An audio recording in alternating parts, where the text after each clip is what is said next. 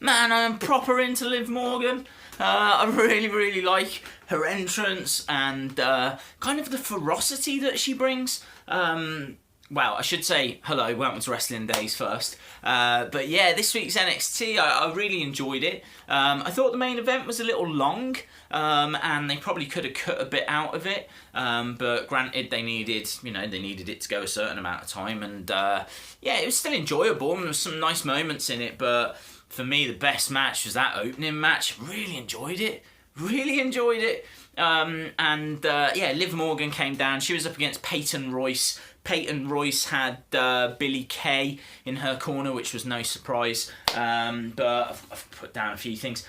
What looked to be like a Venus flytrap, where Peyton Royce has Liv Morgan like properly tied up in the ropes. So wonderful. And there was there was a baseball slide that Liv did underneath Peyton Royce's legs, and then she just stops kind of just underneath, and then like brings her down, slams her down. It's really hard hitting, and there was a guillotine like choke that was applied. Looked like Liv Morgan was going to get the victory. Billie Kay interferes, and obviously Liv gets the victory by DQ. But then they're both beating up, Peyton Royce and Billie Kay beating up on Liv Morgan. Crowd are chanting for Aaliyah. Aaliyah comes down, doesn't really do a great deal, to tell the truth. And so Ember Moon's music hits, and Ember Moon then obviously gets involved as well. 3-on-2. The faces stand tall. Peyton Royce, Billie Kay run away. And the challenge has been issued. I'm wondering if this is going to be like pre-show match maybe. But Liv Morgan, Aaliyah, Ember Moon versus Peyton Royce, Billie Kay, and they need to find someone. Maybe Nikki Cross from Sanity. That might be quite interesting. That'd be very cool, actually. Sanity at the moment on the card for TakeOver, which I think is a great shame. I think that they deserve to be on that TakeOver card. So it'd be a good way of getting her on it at least. So yeah, that was cool. And then we got the return.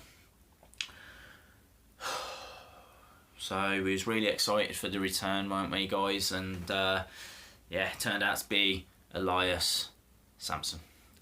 Someone who I'd been wondering actually where he was. I didn't know that he'd broken his ankle over the summer. Otherwise we would have done some kind of celebration video. I really don't like him. Nothing against him as a person. I'm sure he's a lovely bloke. I just do not like this gimmick. And looking at him actually with his long out of control hair, his long out of control beard, I would go down. Do you remember Nails? Like the escaped prison convict. I would go down that kind of road with him. Maybe like escaped lunatic asylum. I know that's sort of Dean Ambrose's gimmick, but not really. So yeah, I would go down that road. I just think that that would fit him better than the Drifter, who comes out and sings these awful out of tune songs, which I know is meant to, wind us up. But I just don't think it's doing it the right way. It's not. I don't enjoy hating him, if that makes sense. I just hate the gimmick.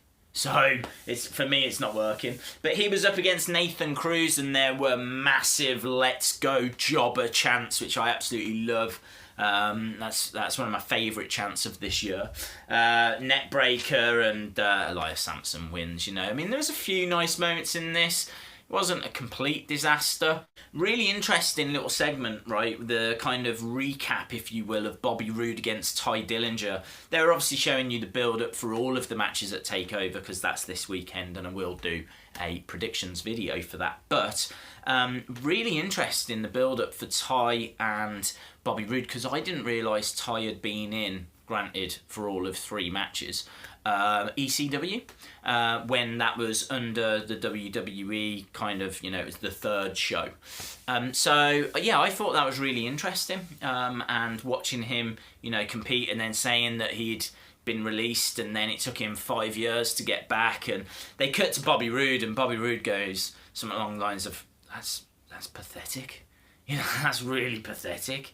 You know, this has been built up to have a massive feel. This is like Ty's most important match of his career, you know, on one of the biggest stages he's ever going to have competed on against Bobby Roode. So I'm really excited for that match, and I really want Ty to win.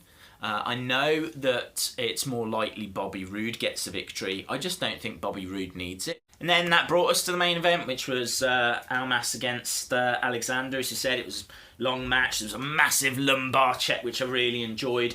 A Fujiwara armbar, Enziguri, hammerlock DDT won it for Almas. And I don't think that'll be the end of that feud, but it felt pretty conclusive. Like, I don't feel like I need to see another match.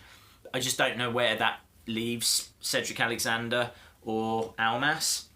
To tell the truth, I would put both of them in 205 Live in the Cruiserweight division, because I just don't know what opportunities are going to lie ahead for them in NXT.